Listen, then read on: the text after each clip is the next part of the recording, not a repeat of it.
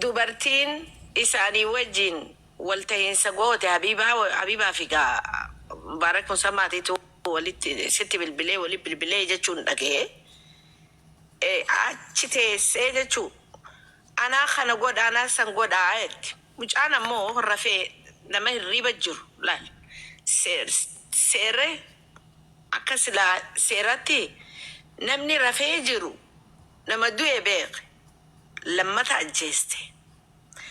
Wanni hedduu onneeti na tuqee mucaa san fidanii amaartichi waan ana maqaa na balleesseef na gaafadhaayaa gurbaa jilbi ableen dirame seni galee bakki biraatu haftu jilbi ija ni buruqaa hin deebi'u beekadhaa. Ayaa zalaalam mucaan sun ni hoggola akka fedhe yoo ta'eewu. So kana keessa maaltu ergamaa ture nuti yaa'iin feenuu akka Amaaraa fi akka Oromootitti waliin lollee gumaa nyaannu ani jechuun niin dubbadhe kiyyaan irra deebi'a. Egaa boo hay baasam qawween bishaaniiti maali baasaa Mustafaa gumaa nuti walirraa hin nyaanne jaran. Gumaa nuti walirraa hin nyaanne walirraa isiniin juu Oromootti yeta kutaa takkaati. Haga teenyee gaacaayaa Oromootitti walii eebbisanii manguddoon haatu. Takkaan dhageenya ganda soddaa nuti gumaa nyaannuti wanni ta'ee jaanii harka irra diddibanii takka immoo achuma teessee anaatu jalaayis gubbaayis fixuu danda'a. Akkatti ammas isii tana eebbisaa nama silaa waan ifiitiif dubbatu gaddarbaa hadhaanii seene boo namni ani hadhaanii seene yes maaliif haa dhiiga kiyyaatu dhiiga saree ta'u jira an harkeen seen maali katabeetiin haadha faata yoo achi jala jiraatti akkaminan harkinaati. الفاضل يلو كي تكتم هذا شيء ده بس برازر. إذا فرا يا دبسوي أدبل. إيه. دبل إيه.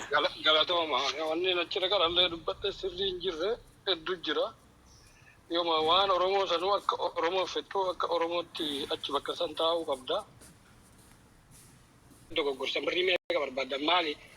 وان انتاني تااتوري جو چور باده وان سرين تاين هدجرا اندوغا كمدا گيا رديبه دبدا يو دوغا ما دين اورومو نما كوكي دين ايتوبيا كيس جيغو ديغا ايتو اورومو تيچو اورومو بيگه دماجن ركون اورومو بيگه سجرو سن ما هندو بنيو دوغاته دبتا جرا هنجرو نارغينه چورا چرا جرو ودوني سانيه چوكا چرا دفه تتاوسون نيني ورا فال لما اورومو baga Oromoni duune jedhee si mormu malee ka dhugaan dubbatu hin jiru. Kana hoo maal tokko nachiin ka waliin bilbilanii Habiibaanii akka barbaadanii oofachuuf Habiibaa waliin fidanii fedhii Habiibaa guutuu barbaadan jechuu yeroo sanitti namni araara jibbu hin jiru.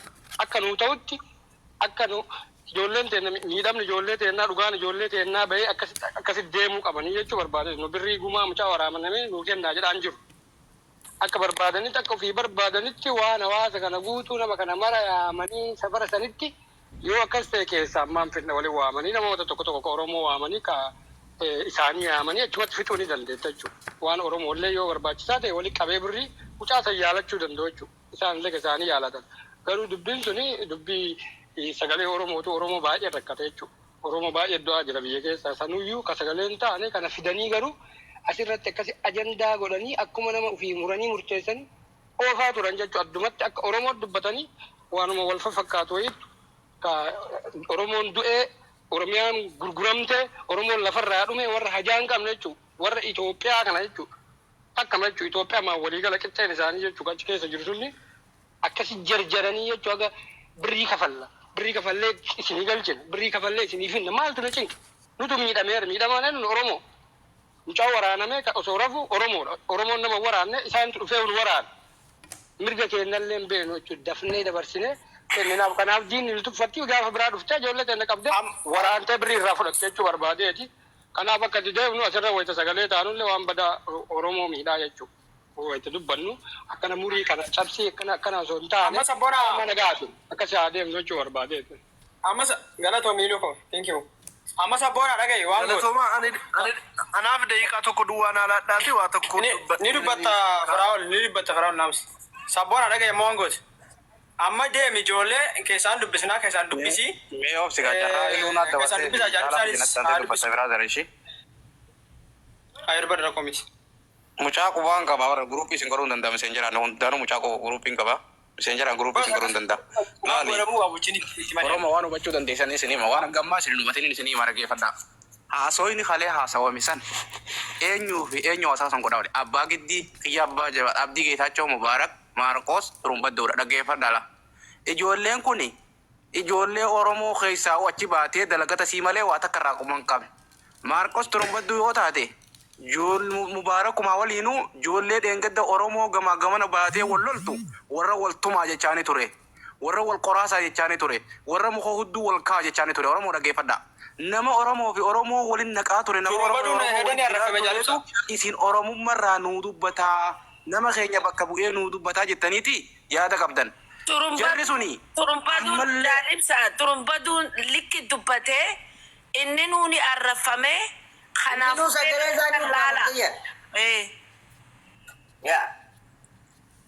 ukkaamamuu miti barbootis mucaan namnichi keessa arrafamee barmaam achi yala jira sabboona nama seera ganama kana fayyisaa baanee barkuma qabu achi yala jira jaalisa dhageeffadhu ana sabboona dhageeffadhu dhiifama na godhaati waan tokko aborashiidhaa waan irra jibbitu qabda waan irra deeggartu qabda nama Turumbaddu meebi hojii isaanii hojii isaa kasiin dura jibbuu danda'a isinuma wajjin jechuudha garuu kaleessa Maarqoosii fi Turumbaddu irraa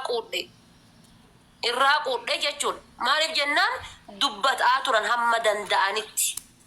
Keeriidhaafis dubbatanii sharriifis dubbatanii garuu waan fakkaate dubbataa turan namni cadhisen jiru gastiisan keessatti afaan qabate. Argitanii haasayaa turanii jechuudha. Morma yaa waan ofiidha. Ijoollee san mushawara eeguu dasii Maarqos keessattuyyuu dubbataa ture jechuudha. Gatii kana ta'e nama keessan bakka itti deegganis bakka itti qeexxanis laalladha. Mee jara sammalee Oromoon biraa hin jiru waan ofii ati aadaa fudhatte jara sammalee Oromoon biraa hin jiru kakalee kanaatu. Jaalibsaa mee kutaa kana dhaggeeffadhu. Jaalibsaa fi akkasiin. Amma maaltu jira? Poolisii obsi.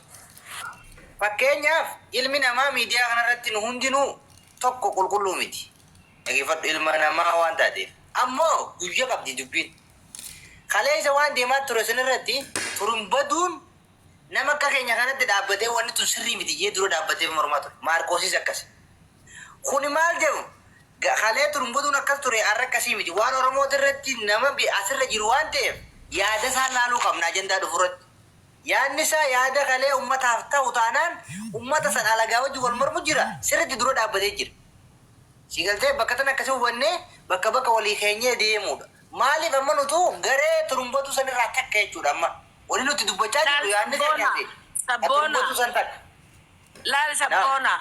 Sabboona lammani akka ogeessa fayyaatti daqiiqaa tokko naa kennaa daqiiqaa tokko qofa akka ogeessa fayyaa tokkotti Rashidati ya wana nje wana sinemeko ya Laki utaka sif khanina afi khadi. Rashida wana nje Reeffachuu qabna laala. Rashida dhaggeeffadhaa. dubbiin lafee kanaa na dhaggeeffadhaa. meko yoge Mucaan kun hin naafata. Na taazabdu. Ogeessa fayyaa obsi. Horundumti keessan na taazabdu. Obsi ogeessa fayyaatti deebinaati. wana nje Rashidati ya mali beta intalo mana banate qaxaroo fi eeganii alarmii godhatanii isaan rafanii hin bulle Oromoon rafaa bultee mana banatanii haasayutti jiran isinoo maaliin itti dhaquu heddan warri mucaa harkaa qabdan mucaan harka keessan jiraachuu quba qabdanii yoo ta'e hoo maaliin ummata kana gaddaquu heddanii Kan anjechuu barbaade.